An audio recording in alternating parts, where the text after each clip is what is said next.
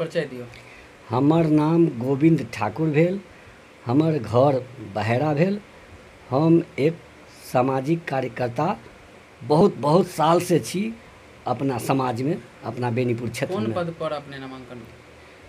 हम नामांकन केलहुँ हन मुख्य पार्षद पद से बेनीपुर नगर परिषद के चुनाव के दरमियान। देखियो, मुख्य पार्षद के पद एगो बहुत पैघ पद होइ छै नगर में, तऽ अहाँ की उद्देश्य से एते पैघ पोस्ट पर नामांकन करबै?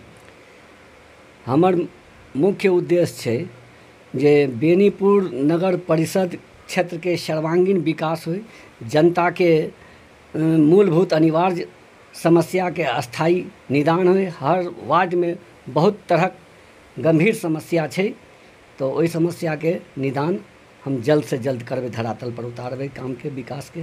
देखू, बेनीपुर नगर परिषद में 17 आदमी जे छै से मुख्य पार्षद पर अपन नामांकन केलथि हँ, तऽ जनता अहीं पर क्या विश्वास करता?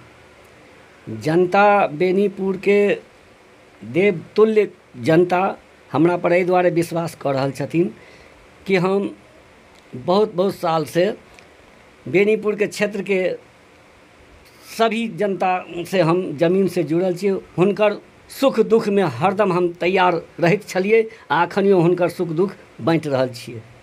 से एक बात बताओ, मान लिअ अगर अहाँ जीत के आबै छियै जी, तऽ कतुको विकास के मुख्य स्रोत ओतुका शिक्षा होइ छै, स्वास्थ्य होइ छै, जी, रोजगार होइ छै, तऽ एहि सब पर अहाँ की सोचलिए? मान लिअ शिक्षा पर, शिक्षा आ स्वास्थ्य के संदर्भ में हम पूरा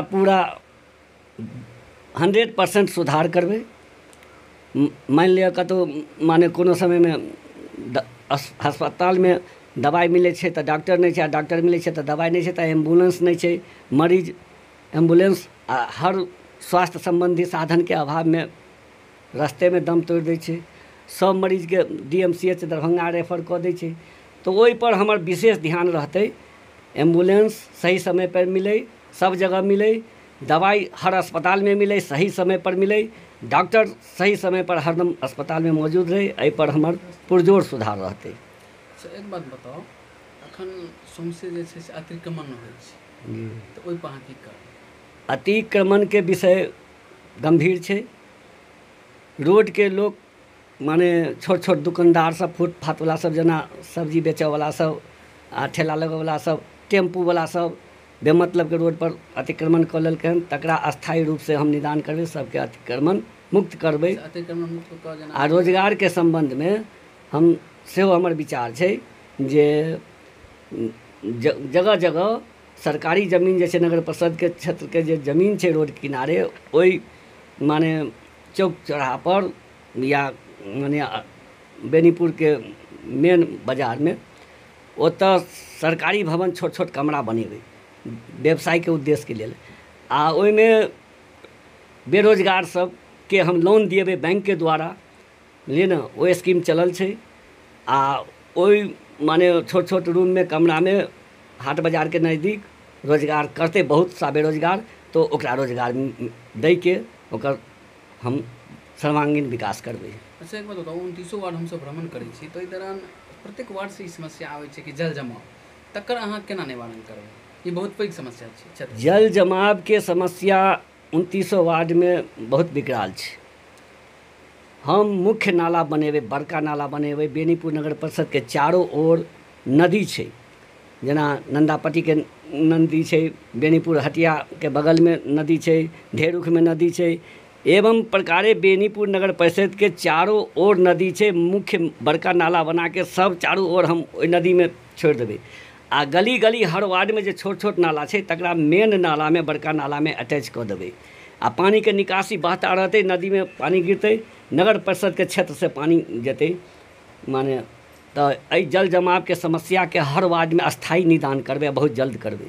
तो भ्रष्टाचार पर की कहबै? भ्रष्टाचार पर हमर अपन ही विचार छै जे नगर परिषद के कार्यालय के कार्यशैली जे छै, ओहिमे स्वच्छता पारदर्शिता माने आनबै बहुत जल्दी, जे माने काम एकदम बिना भ्रष्टाचार के ईमानदारी पूर्वक हर वार्ड के लेल सर्वांगीण विकास के लेल। आ कार्यालय में लेट लतीफ़ी नहीं होय, कार्य अधिक से अधिक गति तेज गति से होय। एहि नगर परिषद के कार्यशैली के हम बदलबै, आमूलचूल परिवर्तन करबै। अच्छा एक बात बताओ, मानि लिअ अगर जनता अहाँके जिता कऽ भेजै छथि जी, तऽ 3 गो केहन काज बताउ जे सबसँ पहिले करबै। सबसे पहिले तो हम जल जमाव के समस्या के निराकरण करबै। ओहिके बाद नगर परिषद के कार्यशैली में स्वच्छता, पारदर्शिता आ तेजी आनबै, काम में विकास के धरातल पर उतारबै जनता के सामने। आ तेसर कार्य हमर हेतै शिक्षा, स्वास्थ्य आ रोजगार पर। एहि विषय में, एहि विभाग में पुरजोर सुधार हम करबै, 100% सुधार करबै। अच्छा अहाँ एहि बेर जे चुनावमे एलियै, अहाँ क्षेत्रमे घुमैत हेबै तऽ कई संकल्प पर जे छै से अहाँ वोट मांगै छी? हमर संकल्प छै, बहुत तरहक विषय छै जे संकल्प पत्र हैया देखियौ हम बनेलहुँ हन, ई जनता के बीच हम अभी बाँटि रहल छी। 17 गो छै। हाँ, 17 गो पॉइंट छै, जाहिमे मुख्य हम बता दै छी। सुलभ शौचालय के निर्माण सार्वजनिक जगह पर, जेना हाट बाजार, अस्पताल, रजिस्ट्री ऑफिस, बेनीपुर अनुमंडल मुख्यालय कार्यालय के नज़दीक जतऽ सार्वजनिक जगह छै ओतऽ हमर माय बहिन के आ भाई बंधु के शौचालय के बहुत दिक्कत छै। तऽ एहि समस्या के हम स्थायी निदान करबै, जगह जगह हम शौचालय बनेबै। ओहिके बाद हम जल जमाव के समस्या के हर वार्ड में स्थायी निदान करबै। शिक्षा, स्वास्थ्य, रोजगार पर हमर पूरा फोकस रहतै, जे ओहिमे बहुत सुधार करबै। ओहि कार्यशैली के हम बदलबै। नगर परिषद के कार्यशैली जे छै ओहिमे हम स्वच्छता, पारदर्शिता आनबै, तेजी आनबै, जे लेट लतीफी नहीं होय, कोनो घूसखोरी नहीं होय, कोनो भ्रष्टाचार नहीं होय, ओहि सबमे हम बदलाव करबै। बहुत बहुत धन्यवाद।